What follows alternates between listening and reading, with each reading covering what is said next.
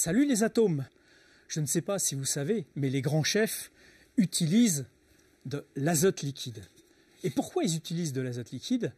Notamment pour faire des sorbets à l'azote liquide. Eh bien, c'est ce que je vous propose de faire ce soir.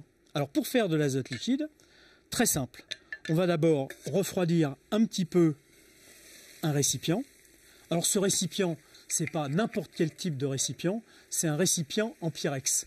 Parce que les autres récipients ne supportent pas la température de moins 196 degrés. C'est moins 196 degrés. Maintenant, je vais verser la boisson avec laquelle je désire faire un sorbet. Voilà. Donc vous voyez, ça fume. C'est normal.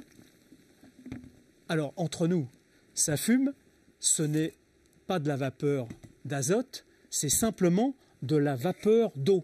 Parce que comme il fait très froid et qu'il y a de l'eau partout, il y en a d'abord dans la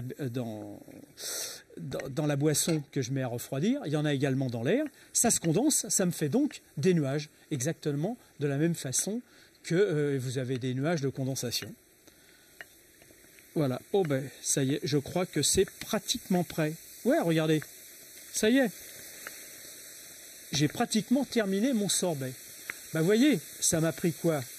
30 secondes pour faire un sorbet. Et l'intérêt de ce type de sorbet, c'est que par rapport à ce que vous allez faire en mettant, par exemple, une boisson de ce type dans votre congélateur, ça va mettre quand même plusieurs dizaines de minutes, voire à la limite de l'heure, pour arriver à se solidifier. Et ça va se solidifier d'un bloc.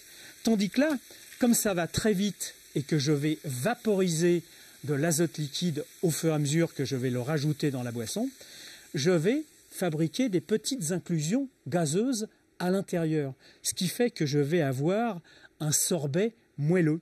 Eh bien, je vais tester ça de suite, voir si finalement j'ai fait quelque chose de sympathique. Oh oui, j'en ai tout à fait le sentiment. Alors, regardez. J'ai préparé mon sorbet. Je ne sais pas s'il y en a... Il y en a peut-être un peu trop pour moi tout seul, mais enfin, on verra après. Ah ouais, pas mal. Vous voyez, moelleux. Ça fond dans la bouche. Absolument parfait. Bon, maintenant, c'est pas le tout. Mais, grand chef ou pas, on est forcé de faire un peu de vaisselle. Alors, pour faire de la vaisselle, voilà, j'ai préparé de l'eau savonneuse, hein, c'est tout bêtement. Voilà, de l'eau savonneuse.